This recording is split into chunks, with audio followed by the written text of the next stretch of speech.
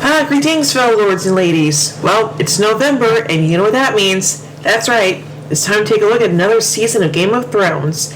And this month, we're going to be taking a look at Game of Thrones Season 4. That's right. We're halfway there, folks. Yay! So let's get started with the premiere episode of Season 4, Two Swords. Beginning at King's Landing, Tywin Lannister has the essential Valyrian steel greatsword of House Stark Ice, held by Lannister since Eddard Stark's execution, melted down and reforged into two smaller swords. While he watches the process, he tosses the sword's wolf-pelt scabbard onto the smith's fire, smiling as he watches it burn. He presents one of the swords to his son Jaime as a gift. Jaime is impressed, as the Lannisters have not owned a Valyrian steel sword of their own for generations. Tywin tells him he acquired the original sword from someone who no longer needed it, and then commissioned a Valentine blacksmith, the best of those who can work with Valyrian steel, to reforge it. He wants Jaime to be his heir and return home to Casterly Rock, but Jaime insists on remaining in the Kingsguard. Hears at Jaime's disobedience and lack of ambition, Tywin rebuffs him. He tells Jaime to keep the sword anyway. Rude. Tyrion Lannister, Bronn, and Podrick Payne wait on a road outside of the city for the arrival of Prince Doran Martell of Dorne, who has been invited to the royal wedding. Tyrion quizzes Bronn on the sigils of the Dornish houses, none of which he knows. However, Podrick answers perfectly. Lord Blackwood approaches him on horseback and says Prince Doran is in poor health and remained at Sunspear. Doran's brother, Prince Oberyn, will be attending the wedding in his stead, and arrived before dawn. Assigning the reception of the Dornish lords to the city watch, Tyrion says they should find Oberyn as soon as possible before he kills somebody or several somebodies. Prince Oberyn and his bastard paramour Ellaria Sand are examining prostitutes in a brothel owned by Peter Baelish, but currently managed by Olyvar, as Lord Baelish is now in the Vale. They choose contortionist Marie, and Oberyn orders Olyvar to get undressed also. Oberyn is infuriated when he hears men singing the Rains of Castamere. He confronts the two Lannister soldiers who insult him and Ellaria. Oberyn was close and chastises them for being pink little men who are far too slow in the draw, rather than being golden lions. One of the soldiers reaches for his sword, and Oberyn quickly stabs him through the wrist with a dagger, and tells the other that his friend will only live if he immediately gets help. Tyrion and Bronn enter, and Oberyn and Tyrion step outside to talk privately. Oberyn says he wants revenge for the murder of his niece Rhaenys, his nephew Aegon, and the rape and murder of his sister, Aelia, during the sack of King's Landing by Lannister troops during Robert's Rebellion. He wants Gregor Clegane, who murdered Aelia, and Tywin, who Oberyn believes gave the order for Aelia and her children to be killed. Tyrion, Sansa, Shae, and another handmaiden are sitting in a garden. Sansa is still distraught over the deaths of her brother and mother. Tyrion attempts to console his wife but fails. Sansa has heard the gruesome details of the Red Wedding, how the corpses of her mother and brother were desecrated. Sansa then leaves for the Godswood, not to pray but because it is the only place no one talks to her. Tyrion returns to find Shae in his bed. He scolds because no one can find out about their relationship. She attempts to seduce him, but he resists. She accuses him of trying to bribe her diamonds and ship her away to the free cities, but he doesn't know what she's talking about. Varys is acting alone. She angrily leaves the room but is spotted by the handmaiden Bernadette, who is hiding behind a pillar and has overheard their conversation. Uh-oh. Jaime, Cersei, and Qyburn are in Cersei's chambers. Cersei has had a golden prosthetic handmade for Jaime, and Qyburn attaches it to Jaime's stump. Qyburn asks Cersei about her symptoms, and she says they are gone. After Qyburn departs, Jaime tells her that she will stay in the Kingsguard with one hand so he can stay close to her, and tries to kiss her, but she turns away, much to Jaime's confusion and anger. Cersei implies that she has taken other lovers and that their relationship has changed because of his lengthy absence, a statement that clearly wounds Jaime. Bernadette suddenly enters and says she has some important information for Cersei. As preparations for the royal wedding continue, Margaery Tyrell and grandmother Olenna are interrupted by Brienne of Tarth. Olenna, being delighted to see the truth of the rumors about Brienne, requests a private word with Margaery. Brienne tells Margaery the truth of Renly's death and vows one day to exact revenge on Stannis Baratheon, whom she holds responsible. They walk past the statue of King Joffrey standing over a dead direwolf, commemorating the victory over the Northern Rebellion. Elsewhere in the Red Keep, Jaime, Saran, and Tran to King Joffrey discuss security of the upcoming wedding. Jaime was clearly irked by Joffrey's arrogance as well as Marin's psychopathic agreement with the king's bragging that he is responsible for keeping the people fed. Jaime knows that this is more the doing of the Tyrells, and claiming he single-handedly won the war. Jaime, who previously noted to his father that thousands in King's Landing alone still and Joffrey dead, points out that the war is far from won. Stannis is still alive and will probably raise fresh armies.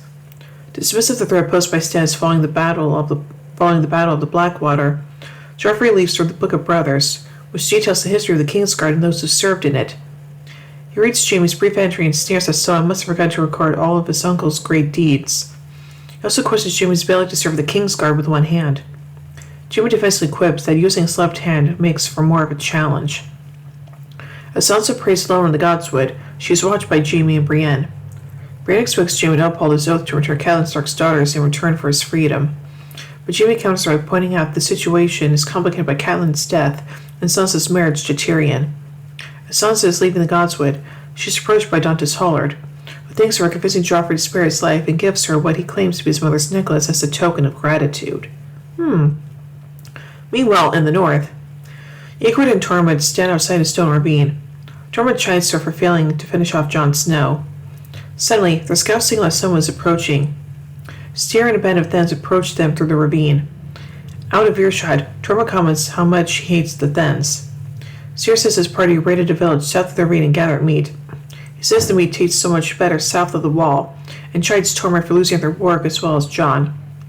He reminds Tormund how the Night's Watch are feasting and getting fat at Castle Black.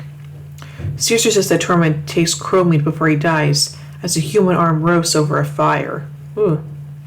Anyway, at the wall, at Castle Black, Jon Snow has survived the injuries inflicted by Ygritte and is largely recovered, though he still grimaces while getting dressed and walks with a slight limp. Having been told of Robb's death, Jon shares with Sam entirely that they'd always been jealous of Robb for having more of their father's affection and for being better at him at riding and fighting, and with girls. Despite all this, he says he could never bring himself to hate Robb. Sam responds by saying he has felt the same way about Jon, that Jon is better than him at everything apart from reading. It turns out that Sam had been sent to retrieve Jon, who has been summoned to testify before a panel of 5 sworn brothers, including Maester Aemon, Acting Lord Commander Alistair Thorne, First Builder Othel Yorwick, and the exiled former Lord Commander of the city of King's Landing City Watch, Janos Slint. Both Thorne and Slint are openly hostile to Jon, disbelieving much of what he says. At the hearing, Jon admits to killing Cohoran, but says that it was not murder. Rather, Cohoran wanted Jon to kill him to give Jon credibility with the wildlings in order to get a spy into Mance Rayder's army. Slint dismisses Jon as the bastard son of a traitor, while Thorne, a friend of Cohoran's, reacts with incredulity that Jon presumed to act like he knew the half-hand. Jon responds by saying that Thorne should know that Cohoran would have done anything to protect the Night's Watch. When Jon refers to the wildlings as free folk, Slint accuses him of going native, to the extent that he even talks like them. Jon snaps back, acknowledging that he talks like a wildling and also admits having living amongst the wildlings, eating with them, and climbing the wall with them. He catches himself before admitting that he lay with one, but says it anyway. Slint calls for Jon's execution for breaking one of his vows. Aemon points out the impracticality of executing every ranger who lays with a girl and says that the wall would be manned by headless men. Thorne says that there is a difference between sneaking up to Molestown brothel and sleeping with the enemy. Jon does not defend himself at this point. Instead, he says the Mance Rayder tends to attack the Night's Watch with its army of 100,000 wildlings and gives intelligence on Mance's plan of attack. Both Thorne and Slint disbelieve what Jon has to say. Aemon, however, realizes that Jon is speaking the truth, and the hearing ends with Jon being allowed to keep his head. Although after Jon leaves, Thorne expresses his distrust for Jon. Ugh. Anyway, in the Riverlands, Arya Stark and Sandor Clegane are still traveling through the Riverlands on a single horse. They pass by overturned carts and dead bodies, including those of children. Arya asks when she is going to get her own horse, complaining of the hound's stench. He scoffs at the idea, knowing the horses are hard to come by, that he wouldn't give Arya her own horse, even if one was available, She was the only thing of value he has, since he did not take anything of value when he left King's Landing. Arya assures him she has no plan to run off, saying that she would die by nightfall without him, as she has no one to go to. That reminds her that she still has an aunt in the Vale, Lisa Arryn, with whom he plans to ransom Arya to. The two eventually come upon a tavern. Both hungry, Arya suggests that they attack the men there, to which Hound expresses reluctance as there are 5 men. Just then, 2 men exit to relieve themselves. Arya recognizes one of them as Polliver, the Lannister man-at-arms who had previously taken Arya's sword Needle and killed her friend Lamy. She also notices that Polliver sells Needle and runs off to get it back. The Hound chases after her, stopping her at the tavern's door, but they are seen and choose to go in anyways. It's clear that Polliver and the other men are making trouble and intend to rape the innkeeper's daughter. Arya and the Hound go to a table far away from everyone else, but Polliver still recognizes the Hound and walks over to their table and strikes up a conversation. He doesn't recognize Arya, who he thinks is just the Hound's latest sexual conquest. Polliver implies that he and his men intend to rape and pillage on their way back to King's Landing and invites the Hound to come along. Polliver says that he and his men wear the King's colors and can do whatever they like, to which the Hound leans forward and states pathetically, "Fuck the King." The conversation then becomes tense and turns into a standoff. They eventually draw their swords.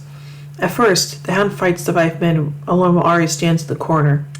He easily dispatches 2 of them and fights off the rest, stabbing one in the groin. Another, however, gets him on the ground, holding a dagger to his throat.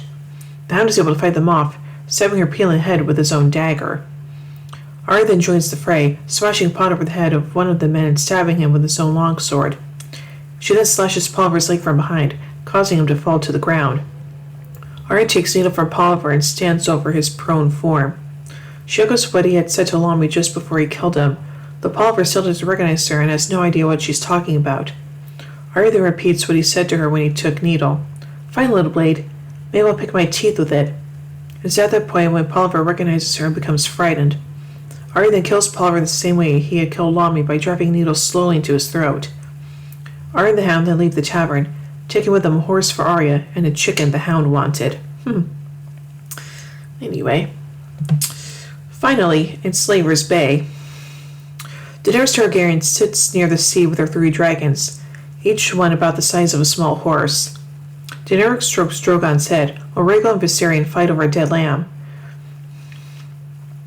Drogon joins the fight. As Daenerys tries to calm him down without warning, Drogon snaps at her with a hiss, a warning not to interfere. He then roars and goes to contest the kill. This act, that her own children would threaten her, and that they are growing her influence and ability to reign them, leaves Daenerys visibly shaken. Jorah Mormont approaches and tells her that dragons can never be tamed, not even by their mother. Daenerys returns to her unsullied army to resume the march to Meereen. She knows his grandmother and Dara and Naharis are absent and sets out to find them after being told they are gambling. She finds the 2 men sitting face to face holding their weapons in front of them. They've been contesting their endurance since midnight. Dara explains they are deciding which one of them will ride up front with her in the vanguard. Frustrated, Daenerys states that the honor goes to Jorah and Sir Barristan, as they did not keep her waiting all morning. She orders the 2 men to ride at the back of the army with the livestock. Daenerys also adds that the last man holding his sword shall find a new queen to fight for, and both men immediately drop their weapons. On the road to Meereen, Daenerys speaks with Missandei, who tells her queen that Meereen would be wise to fear her approach. Dara meets him on the cliffside. Daenerys expresses annoyance when he shows her flowers he has picked. He feels that the flowers represent a portrait of the landscape and serve various purposes. Chiefly knowing her surroundings is important to Daenerys' strategy. The marching army halts, and Daenerys goes to the forefront, discovering a slave child crucified upon a cross. The child is dead, her hand pointing the way to Meereen. As Jorah tells Daenerys there is one for each mile to the last of the great slave cities, 163 in total. Sir Barristan offers to have outriders go ahead to bury them, but Daenerys refuses, ordering that each of them be buried and their collars removed, not before she has to look upon each and every face. Ooh. So let's take a look at some notes surrounding this episode. The title is a reference to the 2 swords of Ice and Needle of the Stark family. Ice has symbolized the Stark families as it has been an heirloom to them for many generations. When Tywin melted down the Valyrian steel sword, he thought it ended the Stark line and legacy. When Arya retrieves her own sword Needle from Polliver, she finds another Stark sword which reverses the Stark ability to act in the world through her. The soundtrack playing over the credits is a rendition of the main theme and Arya's theme. It did not appear on the official soundtrack release. The whip-held scabbard that Tywin burns in the opening scene was used to carry Eddard's great sword Ice during all of his appearances in Season 1, and most only appeared in the opening of the first episode of Season 1, Winter is Coming, with Theon Greyjoy held the scabbard as Eddard unsheathed it. This is the second episode of the series to be directed by showrunners David Benioff and D.B. Weiss after Season 3's Walk of Punishment. While both of them co-directed these episodes, due to the way that Directors Guild of America rules work, only one of them could be officially credited with directing each one. Benioff was given the formal credit for Walk of Punishment, so it was now Weiss's turn to be the only one formally credited as director for Two Swords. Aelia Martell, wife of Rhaegar Targaryen, has not been mentioned by name in previous seasons, though her story is detailed in the Histories and Lore animated Blu-ray featurettes. After Rhaegar was killed and Tywin's army sacked King's Landing, the soldiers killed Rhaegar's young daughter and infant son, Daenerys' niece and nephew as well as Oberyn's, and Sir Gregor Clegane personally raped and killed Princess Aelia. Sir Gregor was never punished. In the books, what happened to Aelia and her children was fully explained in the first novel.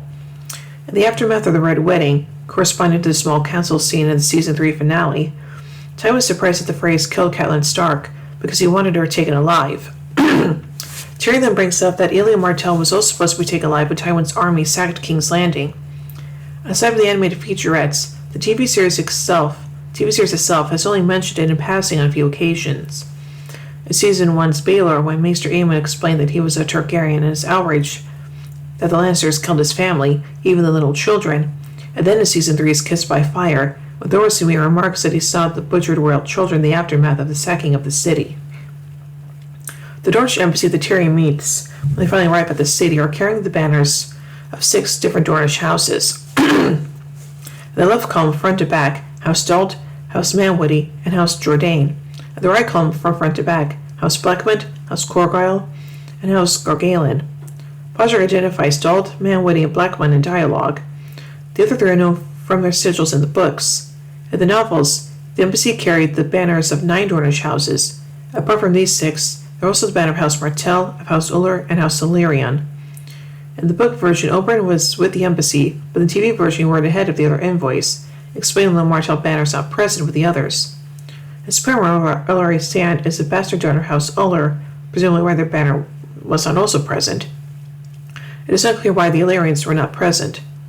The sigil of House Illyrian is a golden hand and Gyrmany written in black. Maybe the producers decided to exclude this banner to avoid confusion because Jaime has a golden hand now. Brian Cogman explained that the change from having Oberyn arrive with the embassy in the novels to writing ahead so he's seen in a brothel wasn't just to build up the tension of his introduction, but self-consciously meant to parallel how Tyrion himself was first into the TV series. A rogue member of the family doesn't show up as expected, finds his way to a brothel. When Tyrion first appeared in Winter is Coming, he was similarly expected in the royal embassy that arrived at Winterfell, but instead he wrote ahead. Characters asked where he was, and then the camera first shows him in a brothel. As they leave the brothel, Tyrion even overtly draws the comparison that both he and Oberyn are second sons and consider the black sheep of their respective families. Cogman also explained that originally, the Book of Brothers recording the famous deeds of all the great Kingsguard was actually meant to feature predominantly in the episode he wrote, Oathkeeper, as Jaime was looking through it and talking to Brienne. Similar to how it was introduced in novels, in which Jaime is reading through it and talking to another Kingsguard. Jaime seems to living through it in a few subsequent scenes this season, but the major focus on it was shifted to this episode later in production. As Cogman explained, the writers came to the realization that Joffrey doesn't have any major scenes before his wedding in the next episode, so they want to invent something for him to do now in the intervening episode. Thus, the scene of Jaime discussing the book, apparently with Brienne, was shifted to Joffrey thumbing through the book and remarking on it to Jaime. Cogman also said that he was tasked with plotting out the overview for Arya's story arc across Season 4. In this episode specifically, he originally intended for Arya and the Hound's fight to just be against another Frey patrol they stumbled into, ending with Arya stealing one of their horses, as she is tired of riding on the same horse as Sandor. The fight with Polliver was going to happen later in the season. Benioff and Weiss, however, Very wisely felt they would make a much stronger season opener if the confrontation happened in this episode, with Arya dramatically killing Polliver, avenging Lamy, and getting her sword needle back. According to Jaime's entry in the Book of Brothers, he was knighted and joined the Kingsguard when he was 16 years old.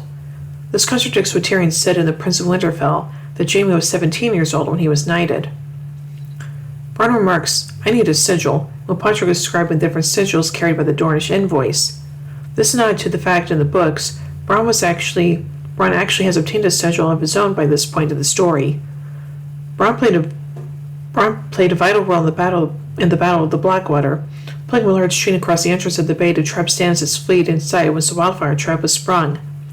Following his knighting, Bronn was permitted to claim his own knightly sigil. It shows a flaming green chain on a smoking gray field. Green because wildfire burns with green flames, to commemorate the battle in which he earned his knighthood. The TV series condensed the battle so the chain subplot was removed, but it still did have Bronn play a vital role in the wildfire trap, by personally fire a flaming arrow which ignited the leaking fire ship filled with thousands of jars of wildfire. As the chain was omitted from the TV series, Bronn's sigil based on that omitted subplot was also removed. Despite appearing in the opening credits, Dragonstone, the Dreadfort, Winterfell, and Meereen do not appear in this episode. Meereen's associated storyline is the only one to be featured. When Arya takes back Needle, she repeats what Polliver said to her previously when he took Needle from her in What Is Dead May Never Die. She also kills Polliver the same way he had killed Lamy in that episode, stabbing him in the throat as he lies prone on the ground with a leg wound. For the Arya and Sandor scenes at the end of the episode, the chicken pieces were not prop but real food, because actors needed to be seen consuming them on screen. The production team accidentally made too many chicken pieces, however, so Maisie Williams got to take them home with her. She said, quote, I didn't have to buy any dinner that night. I was speaking from ear to ear, so when I walked back to the car with a box full of chicken, end quote.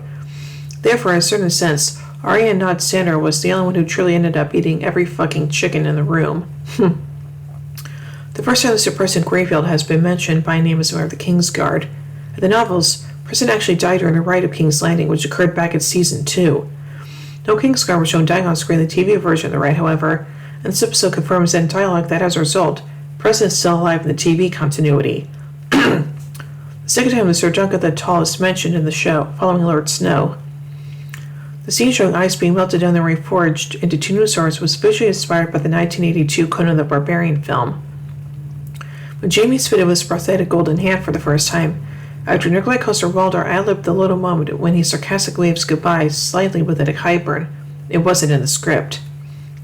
The early cover that walk past Tyrion, Bronn, and Podrick on the road while they're waiting for the Dornish embassy to arrive are a cameo by David Benioff's parents, Stephen and Barbara. The script specifies that Jon Snow is supposed to look physically weak because he's recovering from multiple arrows that he took in the Season 3 finale. Actor Kit Harington, however, spent the break between seasons filming the Sword and Sandals film Pompeii, for which he exercised to appear even more muscular than previously. It wouldn't make sense for Jon Snow to look even better than before after being badly wounded. Therefore, to hide this, Jon Snow never appears with a shirt off during Season 4, just when he's getting dressed in this episode after recovering enough to be mobile again. When Lannister flippantly throws a jewel necklace over his shoulder and onto a cliff by the sea, the production team didn't actually own the prop, so someone had to run around to catch it immediately to make sure it didn't get lost. When Sandor taunts Polliver by drinking his flagon of ale, actor Rory McCann is actually drinking its contents, though it was simply water with food coloring instead of an alcoholic drink. Even so, they had to film the scene 10 to 12 times in rapid succession, and in each McCann had to choke down a large flagon of colored water. The ultimately is the final take, after which McCann promptly stepped outside and began vomiting. Why didn't Bran make any contact with Sansa? It would have been rash for her to try to escape with Sansa without any proper plan. However, it would have been natural for Bran to introduce herself to Sansa and offer her condolences, only in a minor deviation from the novels. So overall, I think that's the first episode of Season 4. This one is actually pretty interesting, and yeah. And of course, Jaime getting the gold hand is also very important and stuff like that. So definitely sets up a lot of things that they'll be seeing later on in the season. So yeah. So overall, I give 2 swords. 4 Iron Thrones out of 5. Well, anyway, tune in more as we take a look at the next episode, The Lion and the Rose. So, until then, remember everyone, winter is coming.